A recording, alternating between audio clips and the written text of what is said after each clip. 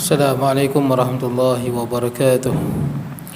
إن الحمد لله نحمده ونستعينه ونستغفره ونعوذ بالله من شرور أنفسنا ومن سيئات أعمالنا. من يهده الله فلا مضل له ومن يضلله فلا هادي له. أشهد أن لا إله إلا الله وحده لا شريك له وأشهد أن سيدنا ونبينا محمدا عبده ورسوله. اللهم صل وسلم وبارك على سيدنا محمد وعلى آله وأصحابه أجمعين. سبحانك لا علم لنا إلا ما علمتنا إنك أنت العليم الحكيم. رب اشرح لي صدري ويسر لي أمري واحلل عقدة من لساني يفقه قولي. اللهم لا سهل إلا ما جعلته سهلا وأنت تجعل الحزن والصعب إذا شئت سهلا. ولا حول ولا قوة إلا بالله العلي العظيم. أما بعد. Hadirin jemaah yang dirahmati Allah, alhamdulillah pada malam ni kita dapat bertemu. Kita tengok kitab kita malam ni Sirah Rahiqul Makhtum. Kita berhenti di bapa saudara Uthman bin Affan. Betul? Bapa Uthman bin Affan. Jadi masih lagi di bawah tajuk bagaimana para sahabat Nabi yang beriman diseksa. Jadi kita dah sebut sebelum ni, Nabi SAW juga diganggu antaranya Abu Jahal. Yang mana Abu Jahal, pada kisah yang lepas kita sebut, Abu Jahal pernah nak pijak Nabi SAW. Nabi tengah semayang, dia nak pijak di tengkuk. Bila dia sampai di hadapan Nabi, dia tak jadi nak pijak. Sebab bila sampai di depan Nabi, dia tengok ada parit daripada api. Jadi bila benda ni orang tanya pada Nabi SAW, sebab apa Abu Jahal sampai, Abu Jahal hunduk balik. Kata Nabi SAW, kalau Abu Jahal ke depan, para malaikat akan menyentap dia sepotong demi sepotong. Yang Abu Jahal nampak tu malaikat, tapi dalam umpama parit daripada api. Baik. Kemudian banyak lagi di kalangan orang yang masuk Islam yang diseksa.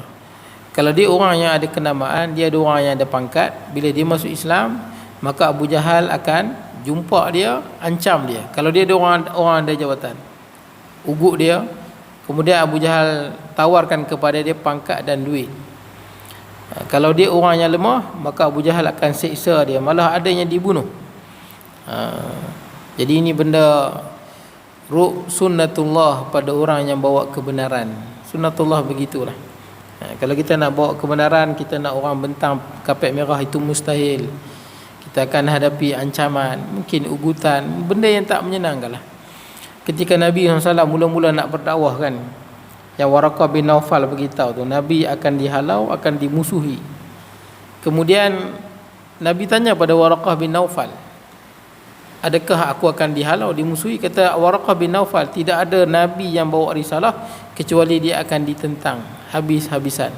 Kita boleh baca dalam kisah mana-mana Nabi, mana-mana Rasul, sama je. Dia akan ditentang habis-habisan. Dia tak akan dibentang dengan kapit merah, dia akan dimusuhi, malah akan dituduh gila, bodoh, pemecah belah masyarakat, menyebabkan mak dan ayah bergaduh, macam-macam. Tapi ingat, punca perpecahan bukan sebab orang yang bawa kebenaran. Punca kebenaran kerana ada pihak yang tak mau terima kebenaran. Itu punca perpecahan. Kalau satu tempat tu dah memang bermasalah, banyak benda yang salah, kita main kita betulkan, jadilah kacau bilau. Kacau bilau ni bila orang tak mau terima kebenaran.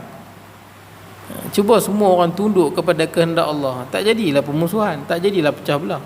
Pecah belah bila tak mau terima kebenaran, jadilah permusuhan. Macam saya sebut kat tuan-tuan, imam kalau dia semayang, makmum tak suka kat dia.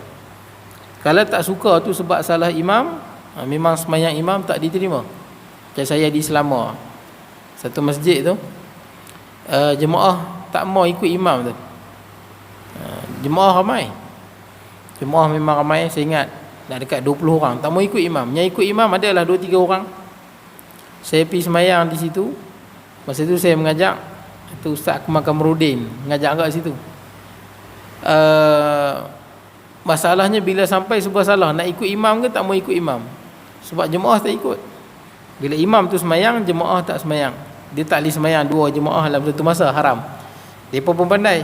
Bila imam semayang, mereka tak semayang, mereka ramai, lebih kurang 20 orang duduk kat belakang. Dia bertunggu imam habis je sembahyang. Yang sembahyang dengan imam tinggal orang. Bila imam habis je sembahyang, depa pun apa? Depa pun iqamah. Depa sembahyang, depa ramai. Sekali amin bergema belakang masjid tu. Depa ramai. Jadi saya pun tanya Ustaz Akmal Kamrudin, macam mana nak buat? Nak ikut imam ke tak mau ikut imam? Sebab salah. Bagi jemaah imam ni masalah. Tapi Ustaz Akmal Kamrudin kata tak apa, ikut je. Pasal kita tak tahu situasi setempat. Kita ikut je lah, kita anggap dia okey je lah. Baik, tapi jemaah yang ramai-ramai tu memang semua kaki mengaji ya. Lepas habis semua dia pemain mengaji. Tapi bila tengok siapa yang salah, imam yang salah. Sebab imam ni dia tabligh, keluar tabligh. Jadi dia ni dia tipu jemaah.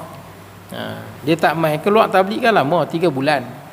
Dia tipu jemaah, dia kata apa? Saya 3 bulan tak ada ni, saya dah minta kebenaran Jabatan Agama Islam 40 hari. Lama tu.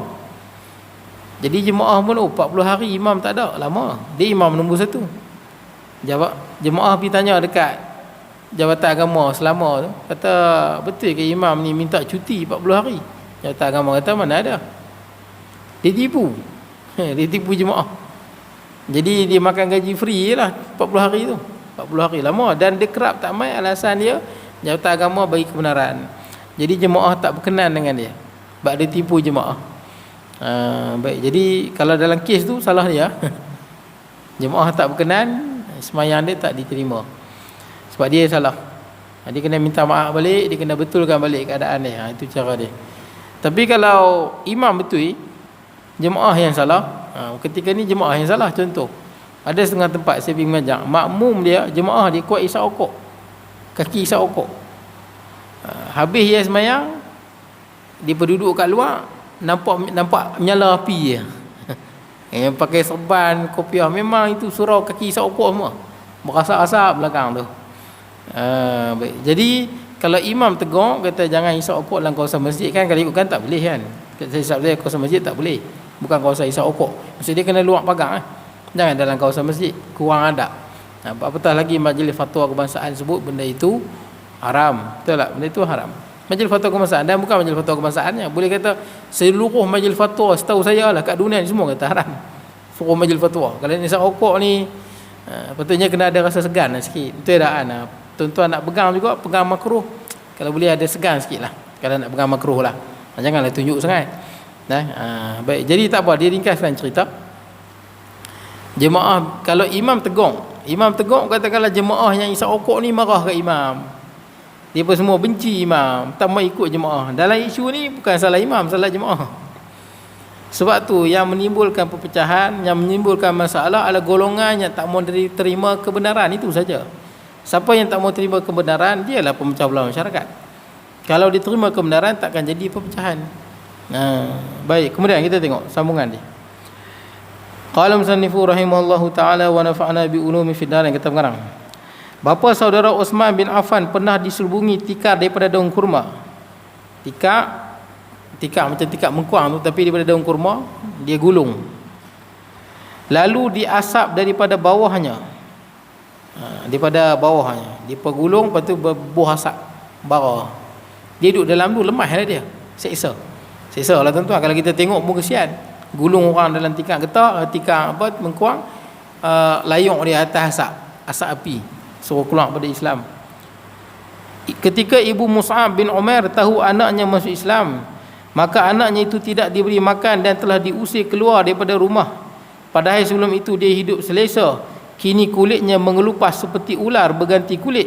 Begitulah siasaan yang telah dilakukan ke atas umat Islam. Betul ya Imam di situ? Betul. Jadi Mus'ab bin Umair, sahabat Nabi yang ketika duduk di Mekah, orang memang kagum dengan dia. Orang-orang perempuan berkenan dengan dia. Pertama, Mus'ab bin Umair anak orang kaya. Yang kedua, Mus'ab ni orang yang sangat handsome. Yang ketiga, dia ni mewah. Baju dia semua mewah. Yang keempat, Mus'ab bin Umair ni dia ada minyak wangi yang orang lain tak ada. Dia ada signature dia, kata minyak wangi yang menjadi tanda tangan dia. Kalau bau ni Mus'ab lah. Dan minyak wangi ni luar biasa, bukan daripada Mekah, daripada luar Mekah, daripada Yaman dan sebagainya. Jadi kalau dia mai dengan mukanya handsome, dengan pakaian yang cantik, dengan minyak wanginya orang tak ada, baju yang mahal, bila dia mai dalam satu majlis, orang akan tengok Mus'ab bin Umair. Sebab handsome-nya dia, hebatnya dia. Dan dia masuk Islam, umur dia baru belasan tahun dia masuk Islam, muda lagi. Dan Mus'ab bin Umair ni antara orang yang kalau kita baca sejarah, orang yang sangat hebat. Sebab Nabi boleh menangis kerana perjuangan dia. Kita kalau baca perjuangan orang menangis, kita hebat lah. Tapi Nabi menangis kerana mengenangkan perjuangan Mus'ab. Nabi menangis kerana mengenangkan perjuangan Mus'ab bin Umair. Baik, dan Mus'ab bin Umair lah orang yang paling besar jasa dia mengislamkan penduduk Madinah. Kita baca kan perjanjian Aqabah nombor 1, nombor 2. Masa perjanjian Aqabah yang pertama, Nabi hantar Mus'ab lah sebagai wakil. Mus'ab berjumpa Bani Zafar, jumpa Sa'ad bin Mu'az, dia jumpa Usaid bin Hudair, jumpa golongan Ansar. Sampai di Madinah tu tidak ada rumah kecuali tahu dah tentang Islam, dah ramai masuk Islam. Sampai jadi satu tapak yang kukuh kerana usaha Mus'ab. Dan Mus'ab balik jumpa Nabi, kata dah boleh berhijrah lah, kalau nak berhijrah dah ramai masuk Islam di sana. Anak muda yang bernama Mus'ab bin Umair. Dan Nabi bila cerita tentang Mus'ab bin Umair ni, waktu dah berhijrah, ini cerita Mus'ab bin Umair lah. Ketika dia berhijrah, dah Nabi dengan para sahabat berhijrah di Madinah, Nabi dengan para sahabat duduk dalam masjid, dengan para sahabat. Ada Sayyidina Ali, ada Sayyidina Abu Bakar, Sayyidina Osman, semua duduk dengan Nabi SAW. Tengah duduk-duduk, hadis ni diriwayatkan oleh Imam daripada Sayyidina Ali radhiyallahu anhu, riwayat Imam Tirmizi. Tiba-tiba tengah duduk Nabi dengan para sahabat, iztala alaina Mus'ab ibn Umair. Kata Sayyidina Ali, tiba-tiba Mus'ab masuk masjid. Mus'ab masuk. Dalam keadaan ni Mus'ab masa ni kulit dia tidak cantik, gebu. Macam nak darah tu, tidak, kulit dia cantik. Tapi bila dia berjuang di jalan Allah, kita tahulah dengan panas teriknya, kulit dia daripada yang cantik jadi apa? Bersisik, mengelupas. Ni disebut ni. Seperti berganti kulit, ular berganti kulit. Dia dah tak mewah macam dulu lah. Dulu dimanjakan sangat. Jadi dia berjuang sampai kulit dia yang lawa menjadi kulit dia menjadi gelap, panas matahari. Jadi bila masuk Mus'ab bin Umair, kata Sayyidina Ali radhiyallahu anhu, wa ma alaihi illa marqu'atun bil farwi, wa ma alaihi illa burdatun marqu'atun bil farwi. Tidak ada di badan dia kecuali hanyalah selendang yang berlubang yang ditampai dengan kulit. Kira miskin sungguh lah tuan-tuan. Miskin, tak ada apa. Daripada keluarga yang kaya, sanggup ni kerana nak perjuangkan Islam. Daripada kaya senang, hidup susah sungguh.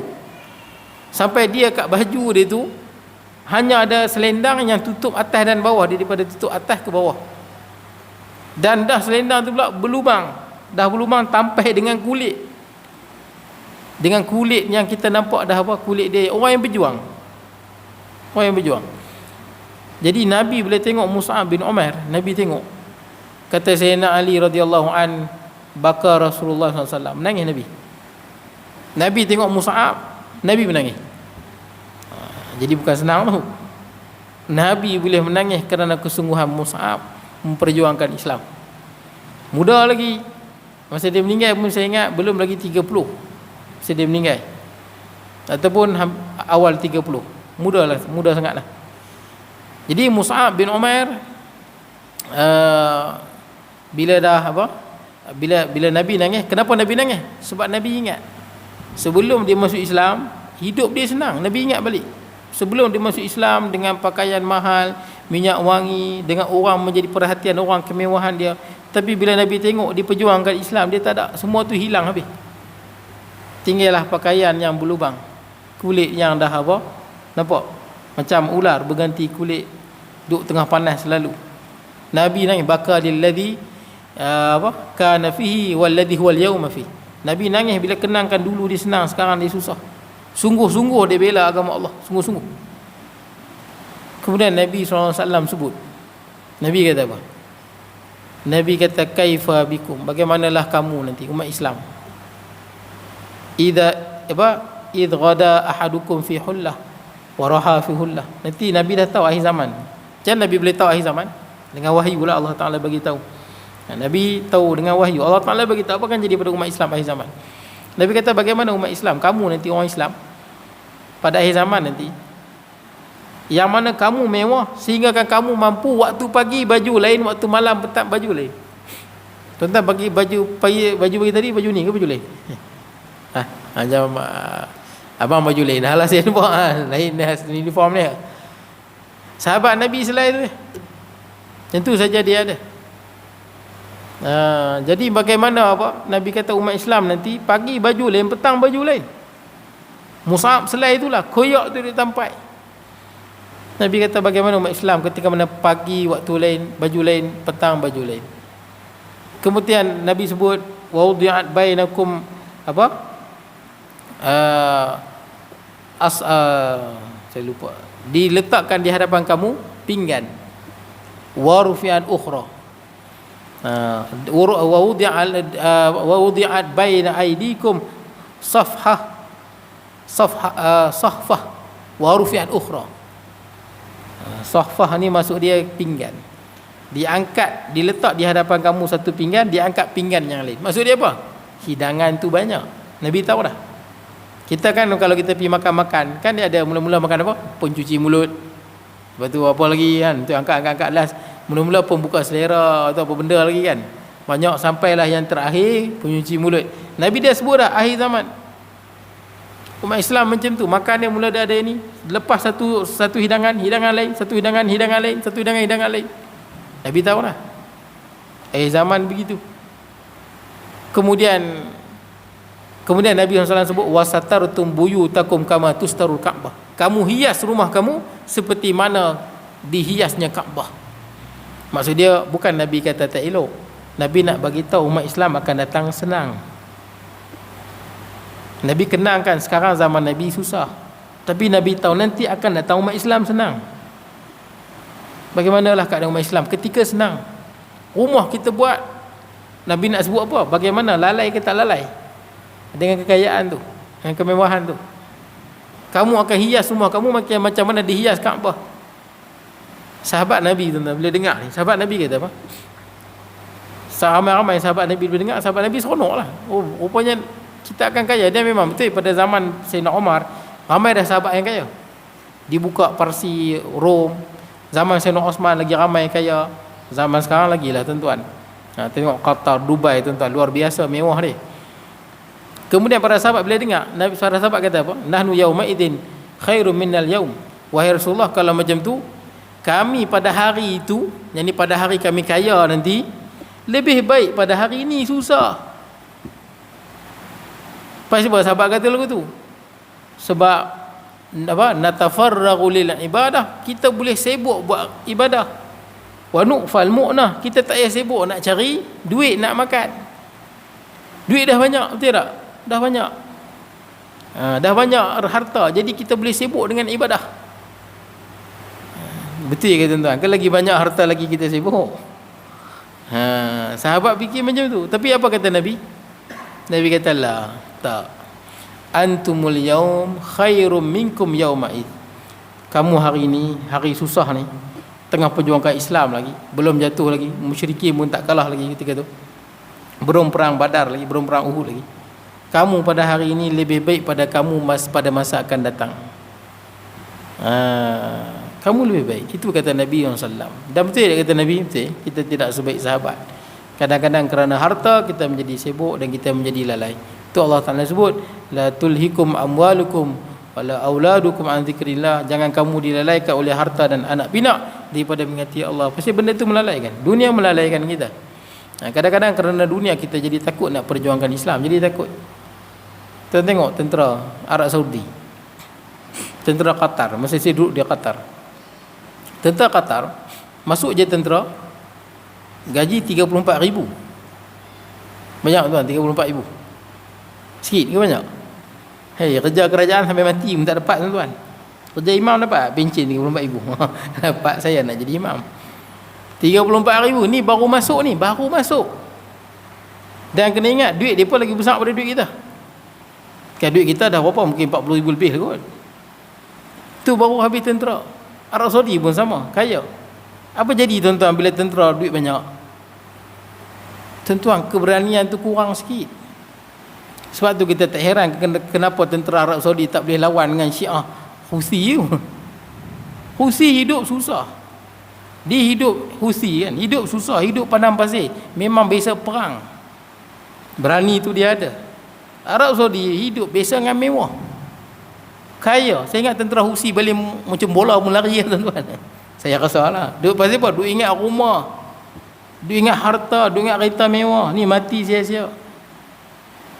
Pasal dia hidup mewah. Tengok tentera Malaysia tuan-tuan, tentera Malaysia. Saya ingat jauh lebih berani pada Arab Saudi. Jauh lebih berani pada tentera Qatar. Pasal apa? Tentera Malaysia ni tuan-tuan, itulah sumber duit dia. Betul tak? Kalau dia tak kerja tentera, nak cari makan mana? Jadi dia akan hargai kerja dia. Dia berani itu luar biasa. Kerana susah tuan-tuan. Dia nak dapat tentera pun susah. Latihan pun susah. Duit pun sekadar mana cukup untuk diri dia. Sepupu saya masuk komando berapa kali tak lepas. Tapi dia usaha sampai dapat. Saya ingat 2 kali 3 kali. Sebab apa dia kata apa? Nak dapat beret hijau. Bila dapat beret hijau tu naik 600. Banding dengan tak dapat beret hijau naik 600. Dia kata apa? Dia nak belajar pun dia tak pandai. Dia kata saya, dia tak pandai belajar. Yang ni yang dia boleh. Dia masuk komando. Walaupun latihan dia memang, saya tengoklah gambar-gambar latihan yang orang tak publish, yang ada dalam handset dia. Memang betul-betul gila latihan dia tu. Memang saya ingat lariah kalau kita masuk sekali lariah. Mana taknya duduk dalam hutan pakai cawat dia tuan-tuan. Cawat bukan pakai spender, pakai daun ni tutup. Oi, saya tengok macam mana nak hidup macam ni. Oi, teruk. Teruk.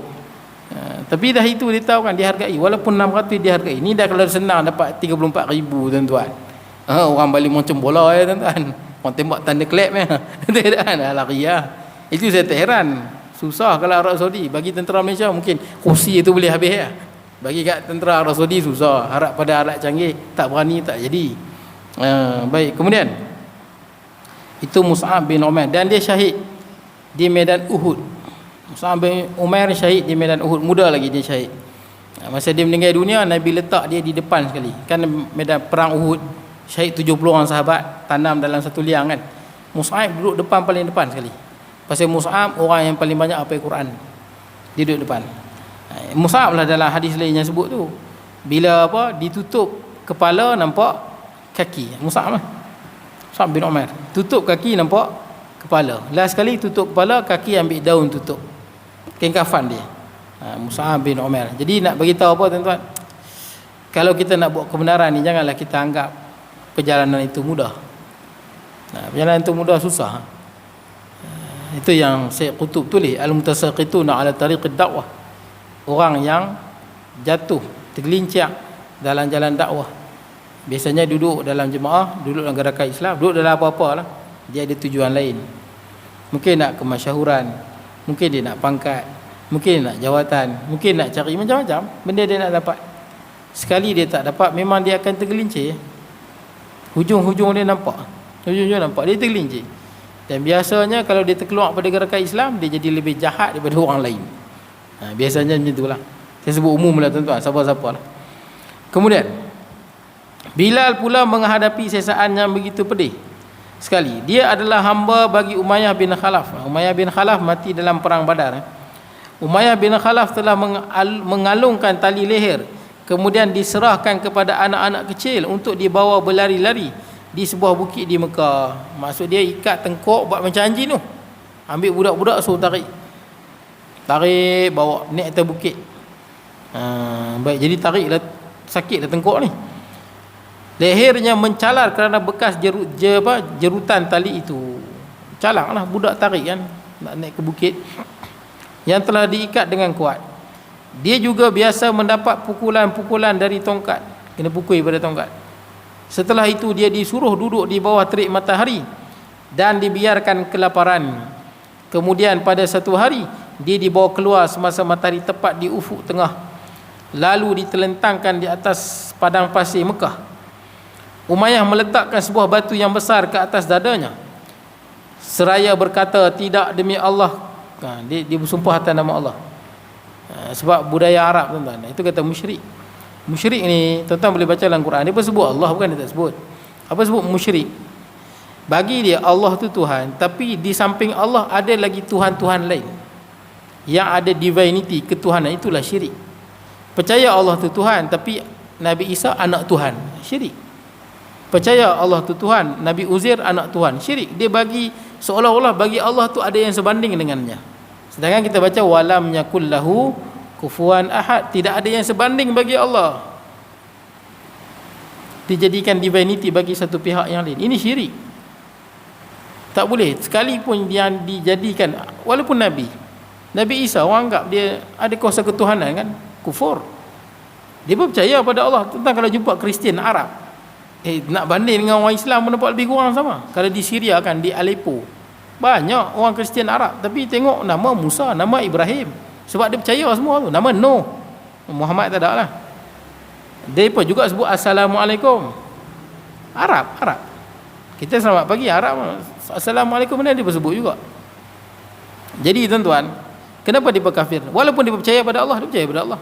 Dan Allah Ta'ala yang sebut dia kafir. Laqad kafara alladhina qalu innallaha thalithu thalathah. Telah kafirlah orang yang mengatakan Allah ni Trinity. Lamalah Trinity ni, 3 dalam 1. Laqad kafara alladhina qalu innallaha wal masih ibnu Maryam. Telah kafirlah orang yang mengatakan Allah itu adalah Isa ibnu Maryam. Sebab benda ni syirik. Syirik tuan-tuan. Sama juga sebahagian apa? Sufi. Sebahagian sufi kadang-kadang dia agak terlebih sangat, sampai yang dia menganggap sebahagian wali ini ada kuasa ketuhanan, divinity. Sama juga sebahagian Syiah, dia anggap imam-imam dia ada divinity, ketuhanan. Tuan-tuan boleh tengok di YouTube kapal terbang Syiah punya kapal terbang Iran, dia macam langgak awan yang dia bergegar macam nak terbalik. Kita biasanya kita sebut apa tuan-tuan? Kita sebut apa? Ya Allah, Allahumma ansurna, astaghfirullah. Tengok Syiah punya dia sebut apa? Ya Zahra, wahai Fatimah. Dia panggil imam dia Ya Ali, Ya Husain. Saya tengok Masya Allah, kapal terbang nak runtuh tu. Dia bukan ingat Allah, dia masih lagi ingat imam-imam dia. Saya tak sebut semua Syiah, tapi ada yang sampai tahap macam tu. Saya ingat satu ceramah ustaz daripada Indonesia, dia cerita dia satu pelajar daripada Iran, dia main Indonesia belajar. Jadi dia main Indonesia, dia tengok Syiah di Indonesia ni, dia pelik, dia kata ni Syiah apa di Indonesia, kata Syiah yang sebenar di Iran, dia kata bagi kami bila dengar guruh itu suara Ali. Bagi dia apa? Yang menurunkan hujan tu Ali. Kalau ikut sebenar dia. Sebab di Indonesia tu dia masih lagi taqiyah, dia pun tak tunjuk yang sebenar. Itu jelas tuan-tuan, kalau begitu akidah dia, sampai dah nak mati pun bukan berdoa pada Allah, masih lagi minta dalam keadaan tadarruan wa khufyah. Quran sebut jelas, ud'u rabbakum tadarruan wa khufyah. Doalah pada Tuhanmu dalam keadaan merendah diri dan takut. Tuan-tuan tak boleh minta pada benda gaib dalam keadaan merendah diri dan takut kecuali pada Allah. Kalau seru macam tu selain pada Allah, memang seolah-olah ada yang sebanding dengan Allah. The divinity, ketuhanan. Itu syirik. Saya tak sebut semua sufi dan Syiah, tapi sebahagiannya ada begitu dan boleh bawa pada syirik. Ada memang ada pun Berelwi tuan-tuan. Contoh Berelwi itu dia daripada sufi tapi terlalu sangat membesar-besarkan kubur sampai mendekati, seolah-olah nak mendekati pada syirik baik. Kemudian ini Bilal. Jadi tuan-tuan, demi Allah, dia sebut lagi demi Allah. Saya bagi contoh mudah, Tok Wan Nabi kan, Abdul Muttalib. Abdul Muttalib bukan Islam, dia juga penyembah berhala. Cumanya Abdul Muttalib ni kalau ikut pendapat ulama yang kuat, dia ni selamat lah, pasal dia meninggal sebelum Nabi menjadi Rasul. Bila kita baca ayat Quran ni, yang layak masuk neraka ni orang yang kebenaran ada depan mata dia, dia lawan. Betul tak? Macam ayah Nabi, ibu Nabi meninggal sebelum Nabi belum lagi menjadi Rasul. Abdul Muttalib pun sama, dia Ahlul Fatrah. Dia meninggal ketika mana belum lagi dakwah Islam disampaikan. Tak apa, saya pendek ceritanya. Cuba tengok ayah Nabi nama apa? Abdullah. Adik kepada ayah Nabi ataupun abang ni Abu Lahab. Abu Lahab nama apa? Abu Lahab nama apa ni? Imam ingat tak? Abdul Uzza. Hamba kepada Uzza. Nampak? Abu Talib, Abdul Muttalib, dia pun nama macam tu. Ada nama anak dia hamba Allah, ada anak dia nama hamba Uzza. Uzza tu bagi mereka, dia ada juga kuasa ketuhanan, dia berkongsi dengan Allah Subhanahu Wa Taala. Jadi bukan biasa-biasa, dia percaya pada Allah, tapi dalam masa yang sama masih lagi ada Uzza, ada Hubal, ada Manat yang ada power. Baik, Hubal dan sebagainya. Tidak, demi Allah kamu tetap seperti ini hingga kamu mati atau mengingkari Muhammad serta menyembah Lata dan Uzza. Jadi dia sebut je lah, kalau nak selamat kena mengingkari Nabi Muhammad dan menyembah Lata dan Uzza. Bilal hanya mampu menjawab ahad, ahad, ahad. Apa makna ahad, tuan-tuan? Ahad apa? Yang Esa. Yang Esa. Jadi nak cerita, tuan-tuan, Islam ni nak sampai kat kita bukan mudah. Sampai saya boleh mengucap, tuan-tuan boleh mengucap, tuan-tuan boleh berselawat, saya boleh berselawat, kita boleh semayang, kita boleh duduk. Islam bermula jauh di sana, tuan-tuan, di Mekah, 1000 km lebih. 1000 lebih kilometer apa? 6,000 km lebih. Kita dengan Mekah 6,600 lebih kurang macam itulah, 6,700 km. Kita dengan Mekah. Islam bermula pada sana sampai sini. Ini daripada apa? Jerih perih Nabi dan para sahabat Nabi dan ulama-ulama yang terdahulu, sampailah Islam pada kita. Di Malaysia banyak ulama-ulama yang terkorban kerana memperjuangkan Islam. Sebab tu kita jangan meremehkan, merendahkan orang-orang yang terdahulu. Tidak, kita pun tak kenal Islam. Kemudian pada satu hari Abu Bakar radhiyallahu an lalu semasa orang-orang Quraisy berbuat seperti itu kepada Bilal. Lalu Abu Bakar telah membeli Bilal, seorang pemuda yang berkulit hitam. Ada pendapat Abu Bakar membeli Bilal dengan 7 uqiyah atau 5 keping perak. Lalu akhirnya Bilal dimerdekakan. Baik, jadi itu adalah harga. Kalau 7 uqiyah ni banyaklah. 1 uqiyah sama dengan 12 kot, kali dengan 7. Yang pentingnya, tuan-tuan, satu keping perak 1 dirham. 1 dirham dia punya gram dia 2.932 gram perak 99.9. Harga dia sekarang lebih kurang RM25 lebih kurang. Kalau dirham ni bukan duit Arab sebenarnya, duit Parsi. Parsi panggil drakma. Arab masa tu Parsi kuasa dunia guna ambil duit depa. Tapi standard dia itu 2.932 gram solid perak 99.9.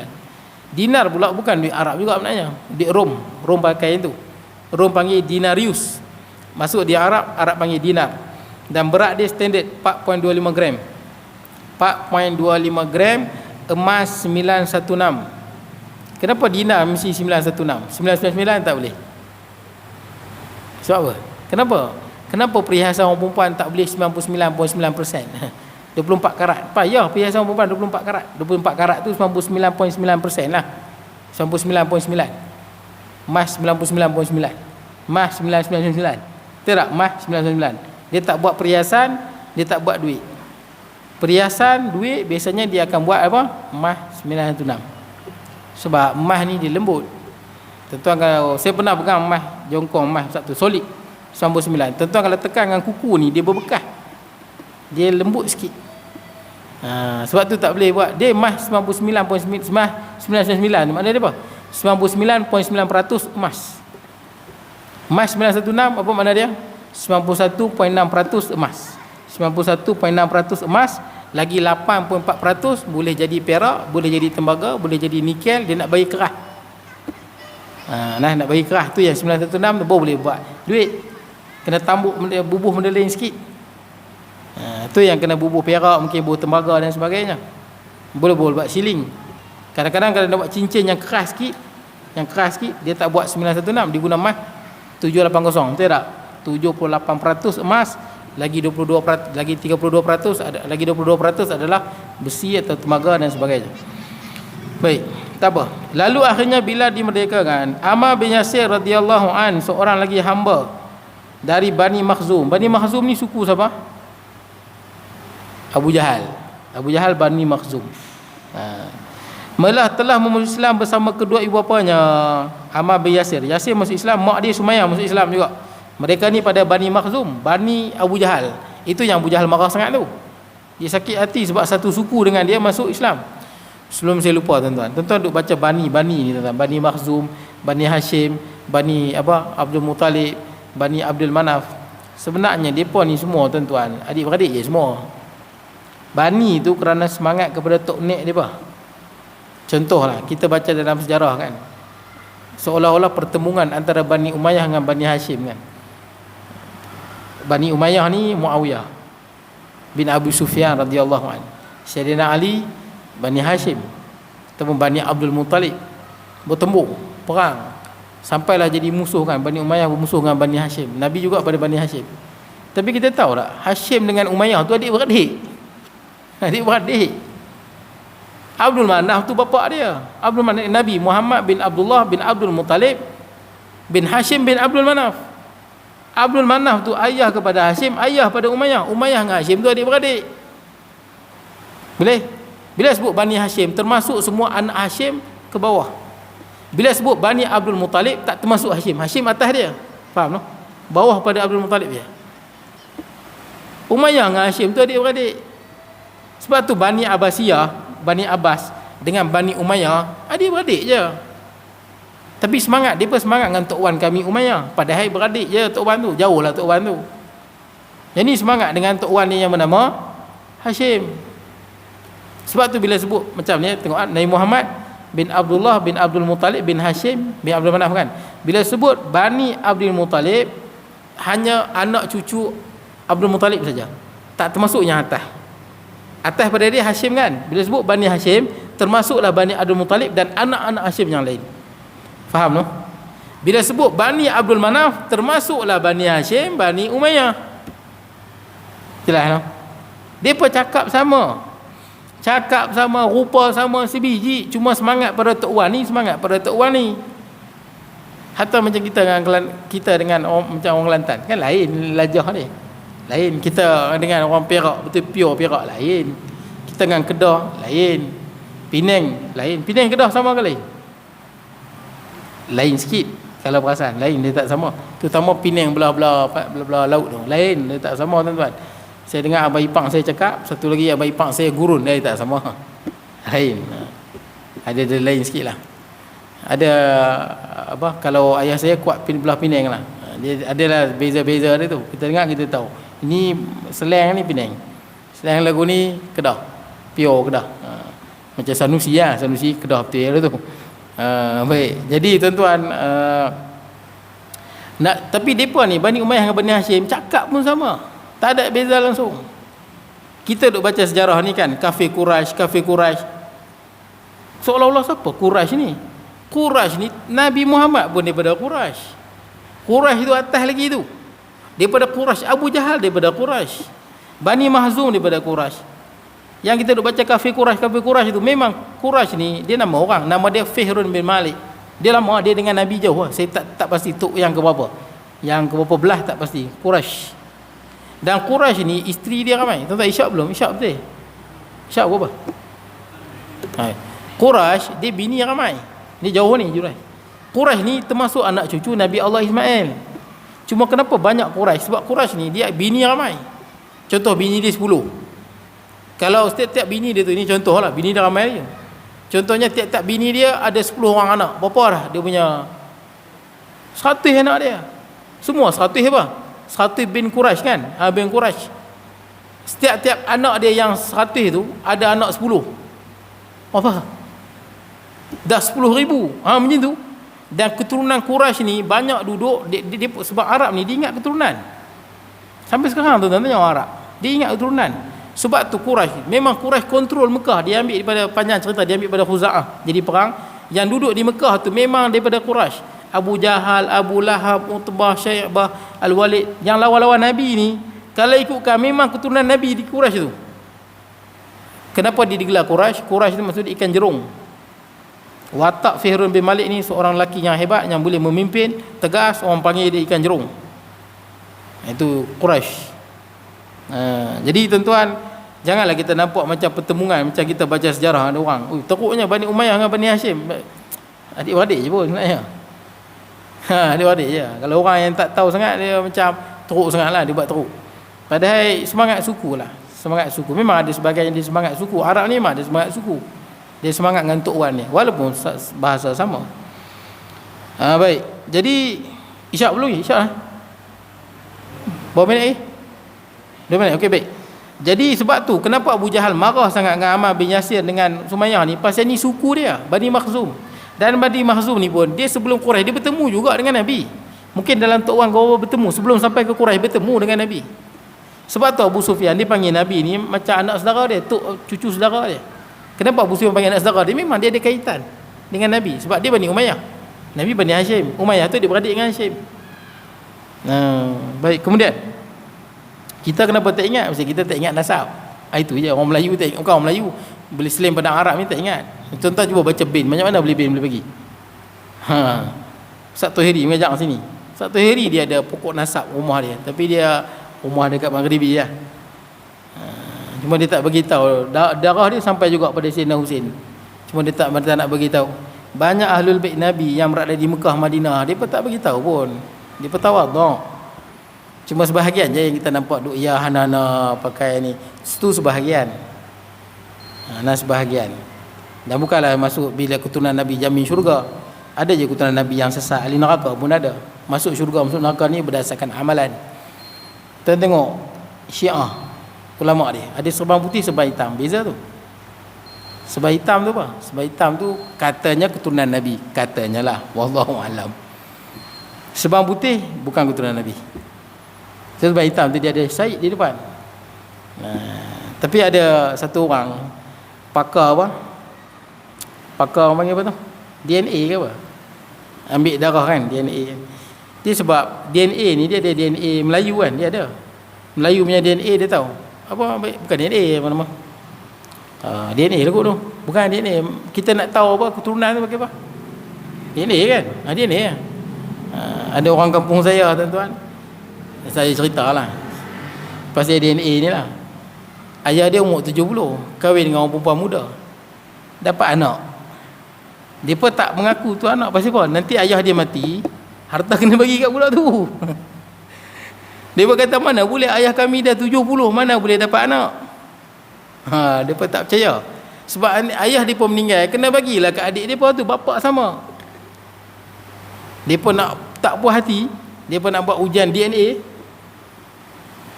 Hospital kata boleh 20,000. Tak jadi. Mahal tuan-tuan, mahal. Benda dia mahal, tapi boleh buat ujian. Di Arab Saudi ada satu pakar DNA ni lah, pakar genetik ni lah. Dia ambil semua ulama Syiah di Madinah, dia ada. Dia berklaim dia keturunan Nabi. Dia ambil sikit-sikit. Tak tahu dia mungkin daripada rambut, daripada apa dia ambil. Dan dia buat sampel dia. Tengok depa punya DNA dia pun tak sesuai dengan Arab, sesuai dengan Parsi. Jadi maksud dia bukan keturunan Nabi. Ada orang yang mengaku keturunan Nabi, dia bukan keturunan Nabi. Dan mulia itu bukan pada keturunan, mulia itu pada amalan. Tuan-tuan duk baca Quran selalu kan, ahli syurga ni apa? Walladzina amanu wa amilus solihat, walladzina amanu wa amilus solihat. Berapa kali sebut dalam Quran? Orang yang beriman dan beramal soleh. Beriman saja tak beramal soleh tak boleh. Beramal soleh tak beriman, mana boleh? Dia mesti dua, beriman dan beramal soleh. Quran sebut berkali-kali. Nak masuk syurga mesti beriman, beramal soleh. Tidak ada kaitan langsung keturunan mana, darah mana. Anak Nabi Nuh masuk neraka tuan-tuan kalau tak beramal. Baik, kemudian saya pendekkan tuan, dah isyak lah. Orang musyrik yang diketuai oleh Abu Jahal, kenapa? Ini suku dia rasa malu lah. Telah menyeret mereka ke tengah padang pasir yang panas, membara lalu menyiksa mereka. Nabi Muhammad SAW lalu semasa mereka disiksa, baginda bersabda, sabarlah wahai keluarga Yasir, sesungguhnya yang sudah dijanjikan bagi kamu adalah syurga. Nabi pun tak boleh buat apa, Nabi sebut sabarlah.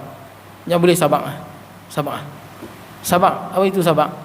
Sabar benda yang paling apa? Utama, benda yang paling besar dalam hidup kita. Tanpa sabar tuan-tuan, apa pun tak boleh buat. Sabar ni maksud dia menahan diri. Itu sabar. Tanpa sabar dunia hancur hidup kita. Tuan-tuan marah, bukan maksud tuan-tuan bila marah tuan-tuan sabar, marah hilang, bukan. Marah tu ada, tapi janganlah pergi bertindak melampau. Marah dekat jiran, marah ni rasa nak pergi tetak dia dengan parang, sabar. Marah tu ada, tapi jangan bertindak melampau. Jangan ikut marah tu. Marah tu ada, tapi jangan bertindak ikut perasaan. Ada orang yang kecewa dengan hidup dia, kecewa tu ada, kita kata sabar. Sabar ni bukan maksud bila sabar hilanglah kecewa ni, bukan maksud dia begitu. Kecewa tu ada, sedih tu ada, tapi apa? Jangan sampai kau kecewa pergi bunuh diri. Jangan sampai kecewa kau menyalahkan takdir. Itu makna sabar, tahan diri. Tidak, marah, jangan kita ditimpa musibah, jangan sampai kita menyalahkan takdir. Sabar, tahan diri, tahan lidah, jangan menyalahkan takdir. Itu makna sabar. Ada orang dia ingat sabar tak ada apa kan. Di kematian orang yang sabarlah, itu tak sedih, hilang sedih, bukan. Kita tetap sedih. Kita tetap sedih apa yang berlaku, tapi sabar. Mana ada apa? Kerana perasaan yang dalam dada kita itu menyebabkan kita bertindak, lidah kita, perbuatan kita melampau batas. Itu makna sabar, tahan diri. Jangan dikalahkan dengan emosi. Itu sabar. Marah sangat kat bini. Buat macam mana? Marah sangat. Keluar rumah Ustaz. Nah, betul, tahan Ustaz, tahan. Jangan kita bertindak mengikut perasaan. Kan ada orang di Johor marah bini dia tidur, dia tembak ke senapan angin. Ada kan? Lepas tu dia pergi tanam. Anak kecil lagi. Dia kena kandung kesusahan 302, bini dia mati. Kan lebih baik hang sabar. Betul tak? Ada orang share video tu, dia naik kereta. Naik kereta Hilux 4x4. Tahun lepas ke 2 tahun lepas, dia nak masuk. Bibik lambat buka, bibik lang tandas. Dia bibik tak buka. Anak dia 4 tahun nak tolong buka, anak dia 4 tahun. Pangkat kan tinggi, dia tak perasan. Anak dia cuba buka yang 4 tahun perempuan, cuba buka, dia tak reti. Dia tekan minyak dan langgak pagar. Ada video di YouTube pun ada. Saya tengok video tu masa kejadian tu, saya tengok. Dia langgak pagar tu dengan anak dia sekali. Anak dia mati. Kan bagus hang sabar. Betul tak kan? Hang tahan Ustaz. Merah malah marah. Marah. Apa ni lambat. Tapi janganlah pergi tekan minyak. Saya dengar ceramah satu ustaz dalam IKIM ke dalam TV, saya tak ingat. Ustaz tu cerita bapak dia beli kereta, dia cerita betul ni, Malaysia. Baru beli. Anak dia pergi ambil apa? Budak-budak bukan erti. Ambil apa? Kayu apa, pergi bagi calak. Budak-budak punya seronok. Betul tak? Dia mana tahu terjemah. Kita punya seronok kereta jaga. Betul tak? Tak nak masuk dalam tebuk, nanti senirih calak kereta baru. Itu cara kita. Budak-budak cara dia bukan reti lah, dia pergi conteng, dia bagi calak. Bapak dia punya marah, tibai tangan anak dia sampai mati sarah mati. Sarah mati, gangren. Sarah mati, darah tak sampai, dia akan jadi hitam macam tu. Kalau biar, dia akan membusuk macam bangkai. Jadi kuman tu boleh masuk dalam darah, boleh mati. Doktor kata tak boleh selamat, kena potong tangan ni. Dia tibai kuat sangat. Anak dia 5 tahun kot, saya tak ingat lah. Dan kena potong tangan. Dia punya menyesal lah. Anak dia kata, ayah, adik tak nak bagi calak dah, tapi tangan adik mana? Itu saya kata, marah lah, tapi jangan melampau. Marah boleh, tapi jangan ikut perasaan tu. Marah tu memang ada, tapi jangan ikut. Buat apa? Kalau jadi macam tu, jual air kereta tu, betul tak kan? Jual air, naik basikal sudah. Betul tak? Apa guna kerana harta jadi gila? Baik, habis tuan-tuan. Saya berhenti tuan-tuan. Akan datang Yasir meninggal dunia dalam sesat. Betul itu bang? Yasir meninggal dunia. Abang perengan lain lah? Perengan lain ke bukan? Perengan yang sama lagi? Sampai di mana? Sampai di mana kalau habis? Man kafara tu. Man kafara billahi macam tu. Oh yang tu panjang tu. Itu lagi 15 minit saya pun nak balik. Tafadhal. Bismillahirrahmanirrahim. Allahumma ja'al jam'ana hadza jam'an ma tafarraqna ba'da tafarraqa ma'suma wa la taj'al minna shaqiyya wa la mahruman wa sallallahu alaihi wa sallam Muhammad wa alihi wa sahbihi wa sallam. Alhamdulillah rabbil alamin.